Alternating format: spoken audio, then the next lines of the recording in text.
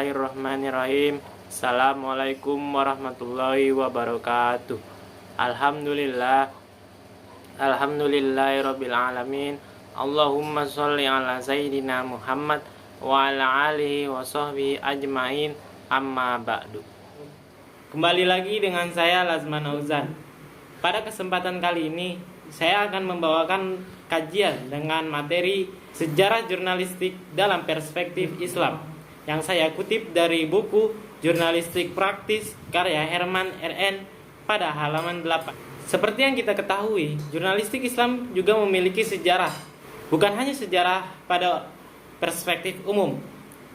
Namun sejarah jurnalistik juga memiliki sejarah dalam perspektif Islam, yakni cikal bakal ilmu jurnalistik dalam sejarah Islam dapat dilihat pada kisah Nabi Nuh alaihissalam. Seperti yang diketahui, pada zaman Nabi Nuh alaihissalam terjadi banjir besar, banjir terdahsyat pertama yang ada di dunia ini. Dikisahkan tak ada yang selamat dari musibah banjir itu kecuali mereka yang patuh terhadap apa yang disampaikan Nabi Nuh alaihissalam. Bahkan istri dan seorang anak Nabi Nuh pun turut hanyut dalam banjir tersebut. Nabi Nuh dan para pengikutnya selamat dari banjir dahsyat tersebut setelah masuk ke dalam perahu raksasa yang telah dibuat oleh Nabi Nuh alaihissalam. Bisa dikatakan sejarah pertukangan pertama di dunia dimulai oleh Nuh, yakni pembuatan kapal dari kayu. Nuh dan pengikutnya masuk ke dalam kapal yang sudah dibuat berbulan-bulan itu.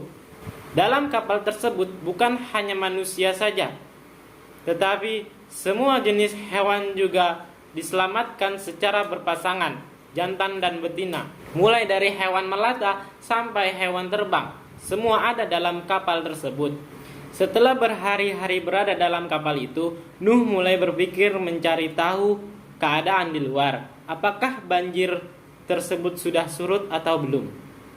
Nuh memerintahkan seekor burung merpati agar melihat keadaan faktual pada masa itu.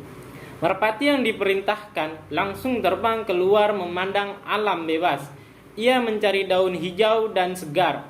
Merpati itu mematuk daun yang masih hijau tersebut dan dibawanya ke hadapan Nabi Nuh.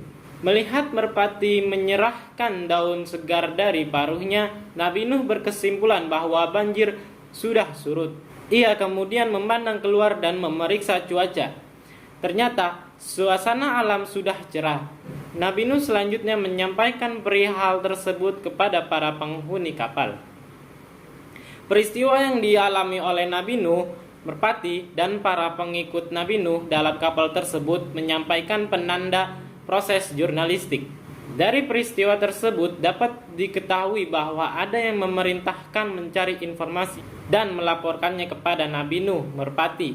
Lalu Nuh menyebarkan informasi tentang banjir yang telah surut kepada seisi kapal. Proses menyebarkan berita.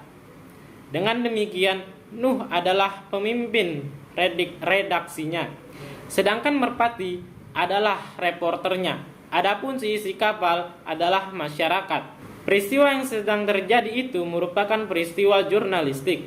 Dengan demikian, peristiwa itu menjadi cikal bakal jurnalistik dalam perspektif Islam. Dalam perkembangan Islam masa Rasulullah SAW, jurnalistik juga sudah ada.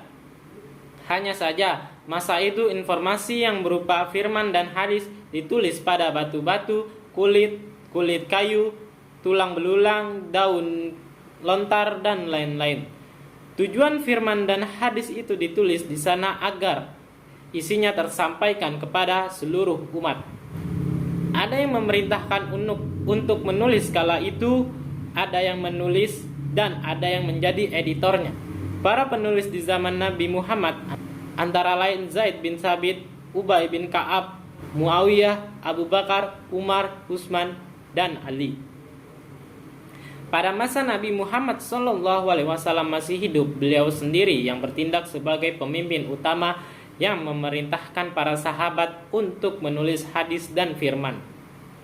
Hadis dan firman tersebut dibacakan kepada orang lain sebagai informasi yang datang dari Rasulullah SAW.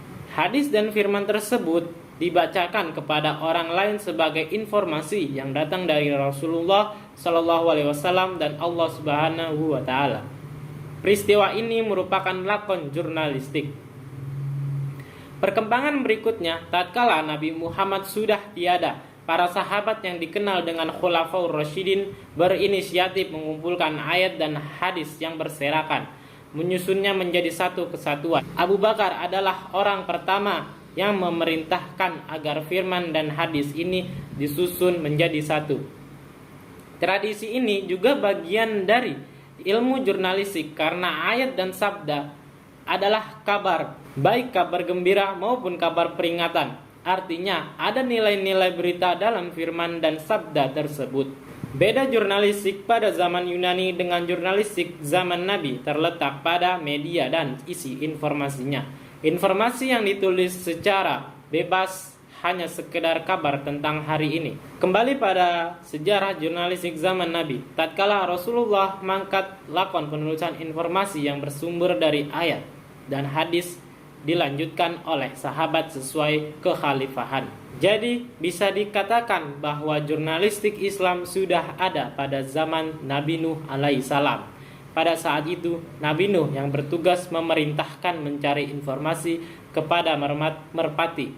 Lalu kemudian merpati tersebut menyampaikan informasi kepada Nabi Nuh alaihissalam, dan Nabi Nuh menyampaikan kembali kepada masyarakat proses menyebarkan berita dan diterima oleh para penghuni kapal, yaitu khalayak.